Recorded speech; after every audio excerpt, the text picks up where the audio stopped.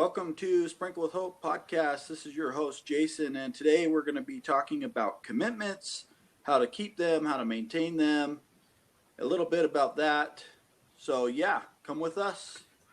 It's a great thing to talk about. We all will make commitments whether we want to or not. And we're going to give you some important tools that you can use. Just have a great discussion about commitment and eating the elephant. Welcome to the Sprinkled with Hope podcast.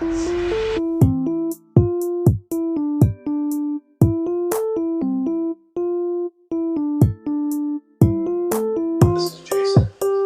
And this is Shane. And it's podcast time. Welcome to Sprinkle with Hope podcast. This is Jason. Today we're going to talk about commitment, what commitment is, give some really nice quotes, and then we will finish it off with some awesome stuff. So listen in. It's awesome. So I'm actually going to start with a quote by Tony Robbins. We've quoted him before. He's a great speaker. So I'm going to quote him. And he says, "As soon as you truly commit to making something happen, the how will reveal itself." I thought that was really poignant, that if we really commit ourselves, then we're going to find out how to do it. We just have to first commit. That's really a hard thing to do. We're all human, and it's really tough to actually commit to doing something. But like Tony mentions, if we do that, then the how is going to be very easy for us to figure out. I'm like people, and I've committed to do some things sometimes, and I quit. I quit because I don't feel like doing it. I quit because it's just so hard to do sometimes. Or I quit just because I make up my mind that it doesn't really matter. And that doesn't mean that I was fully committed in the first place.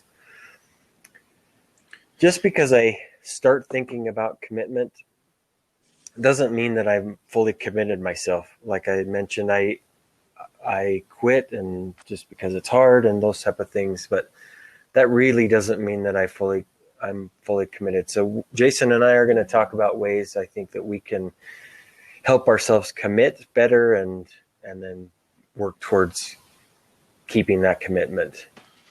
Yeah, I love that you brought up, to quit, and it kind of reminded me of this quote by Vince Lombardi, which I have another quote from him later, but Vince Lombardi said, "Winners never quit and quitters never win."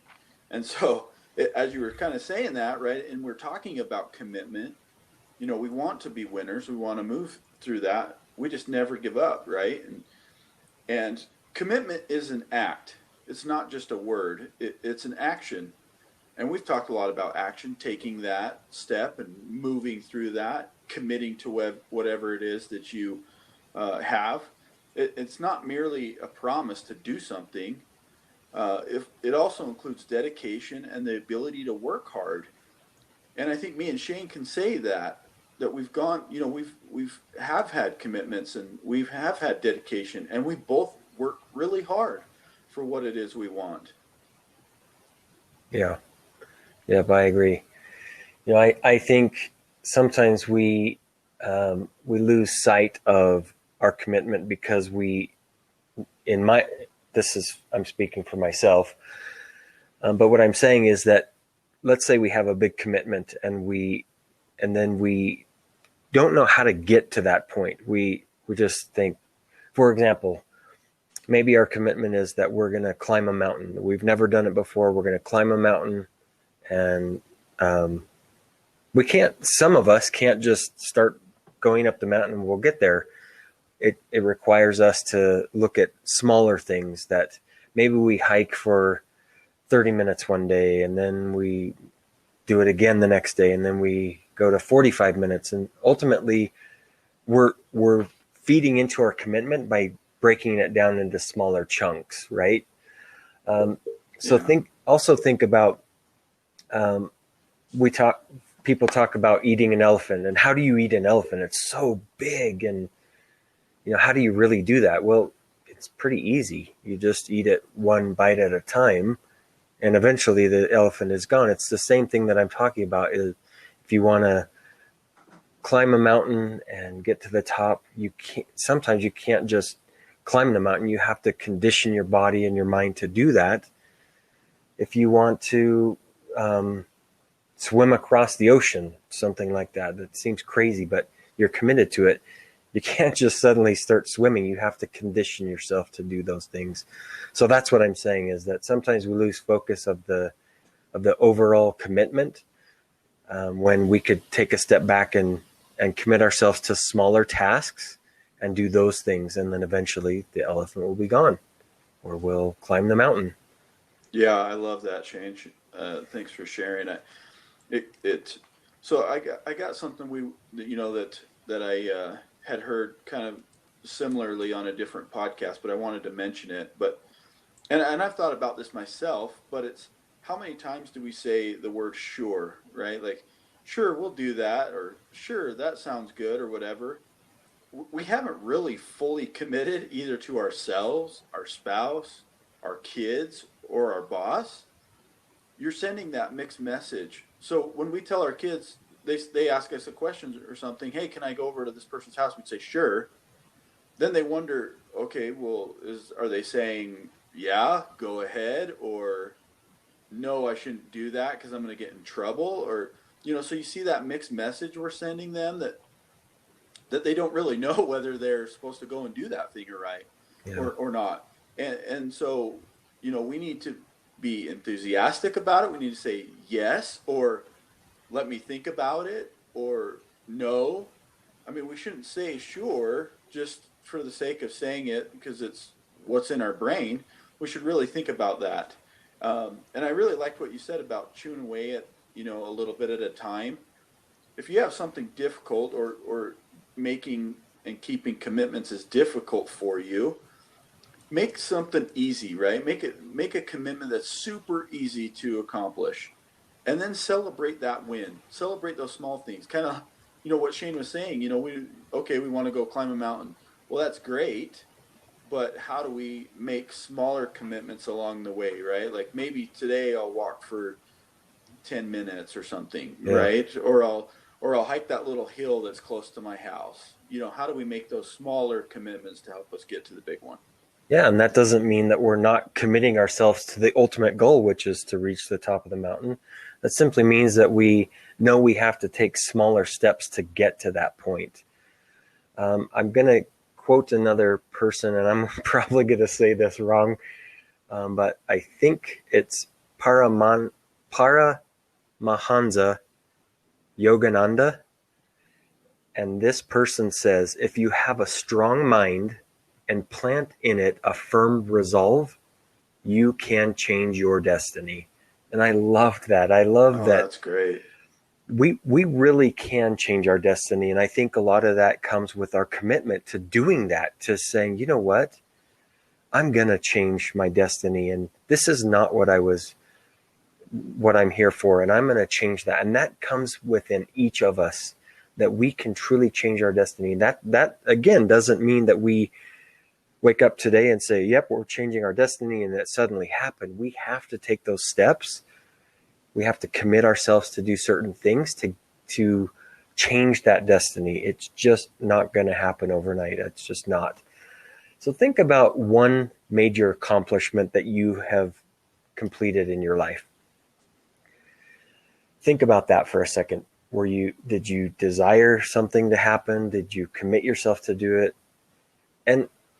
And think about the thing that you did, and you probably were pretty proud of yourself after it happened, right? Of course I am. When I commit to doing something and I have accomplished it, I feel really good about myself.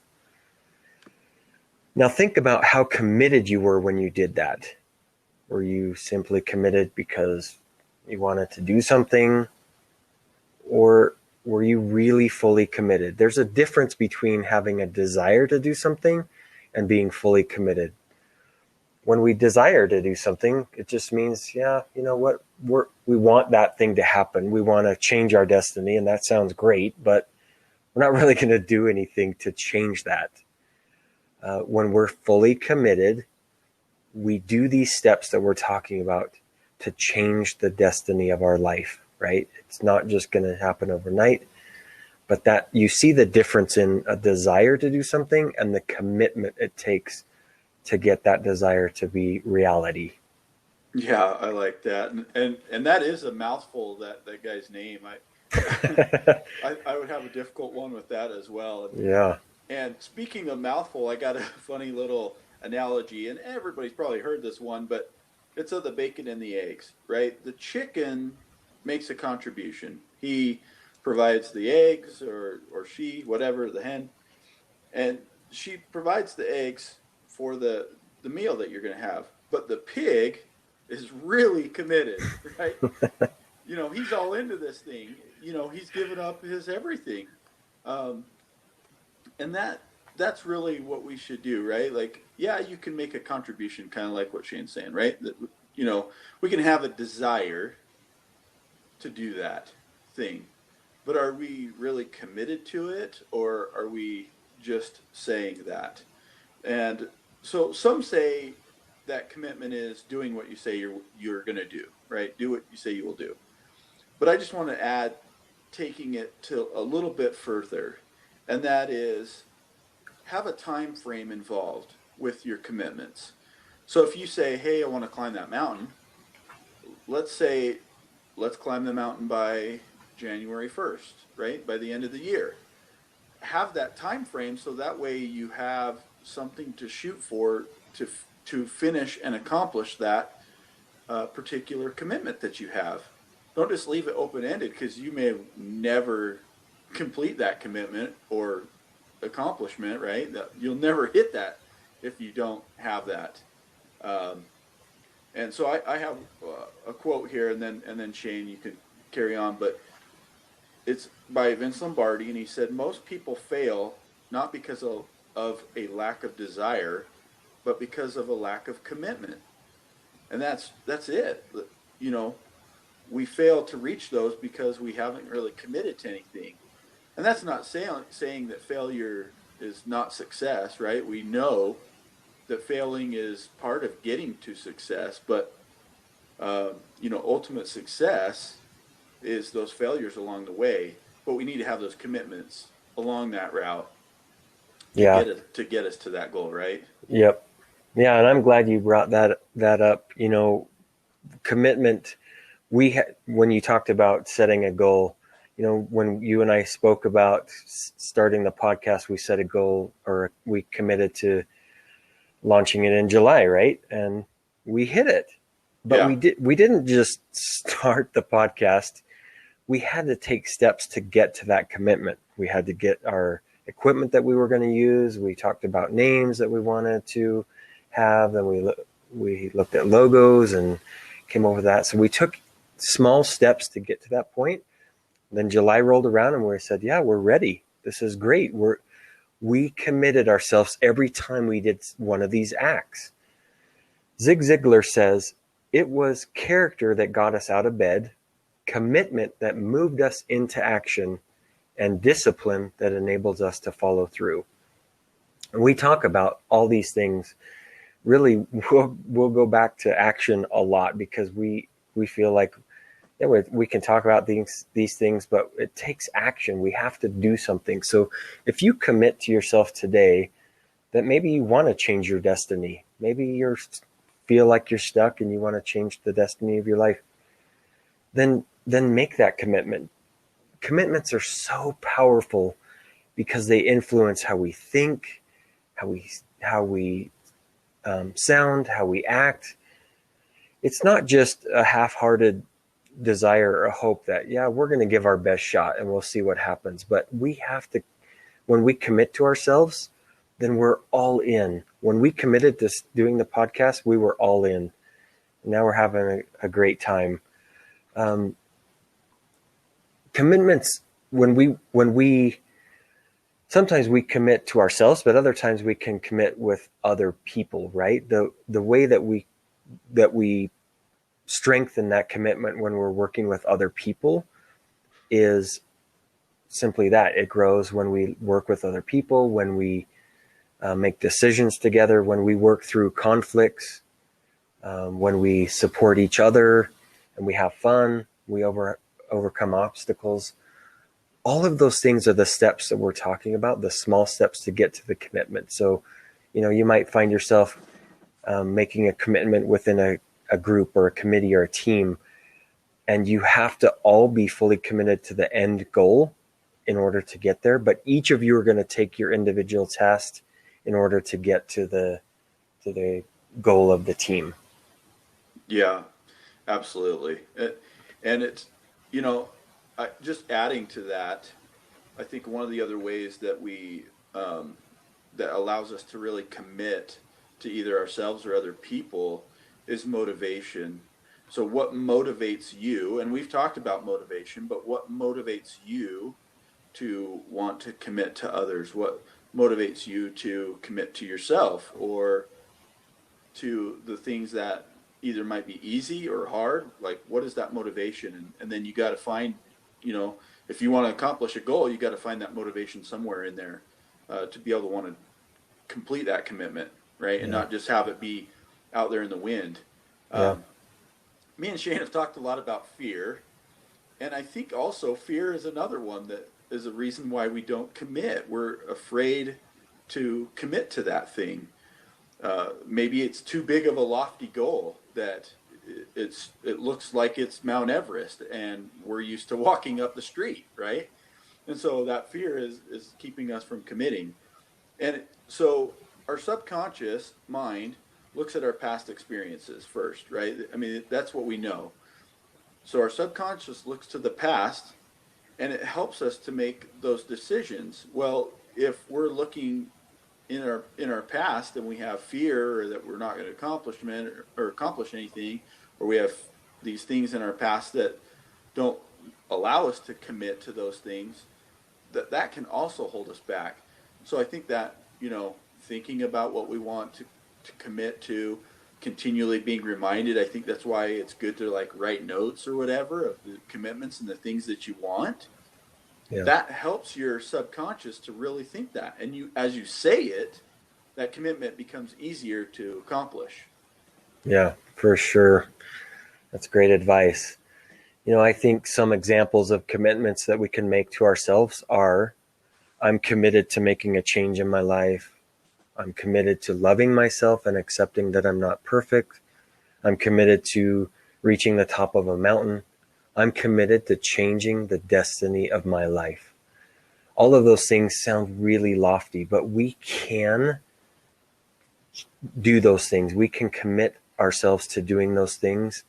We can't just focus on changing our life or changing our destiny, loving ourselves simply, and waking up today and doing those things. We have to take those small steps in order to reach that goal. And that's okay.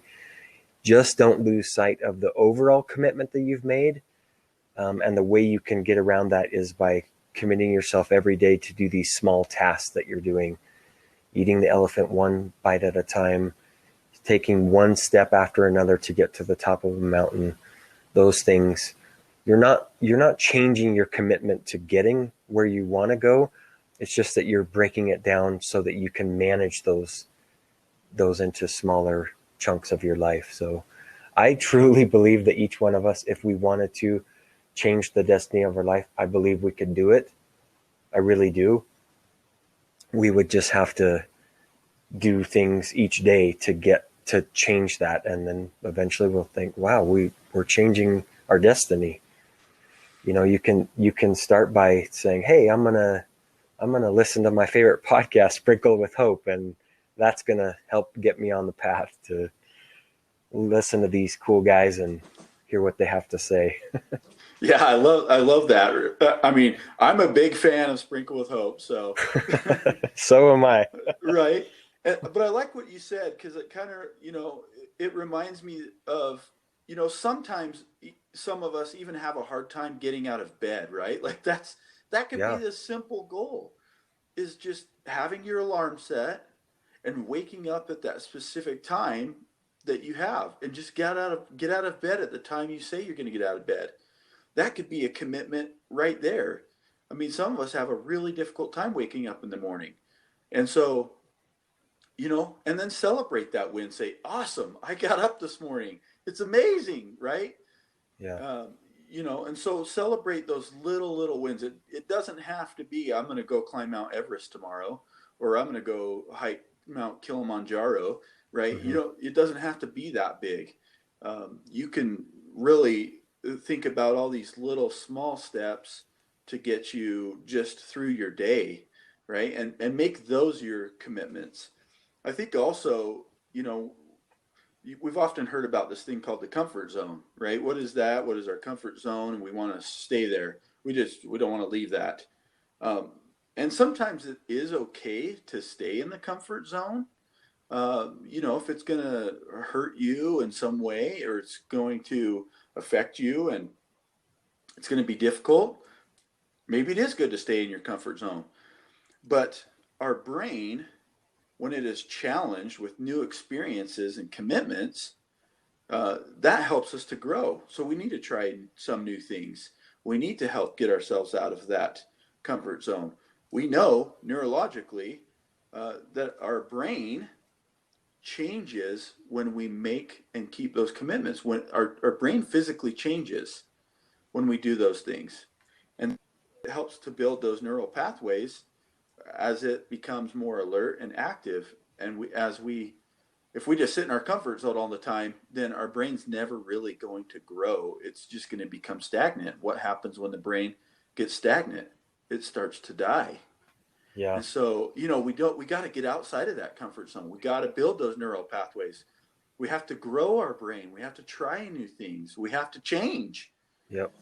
Even if Yeah. it's a little bit, right? Yep. It's all about the effort and the action that we're going to put into our lives, right? Yeah. One thing that I was thinking that just sharing that go along with those lines are what I'll call a commitment device. And there's positive devices and negative devices. And really, it's just a way to reward ourselves.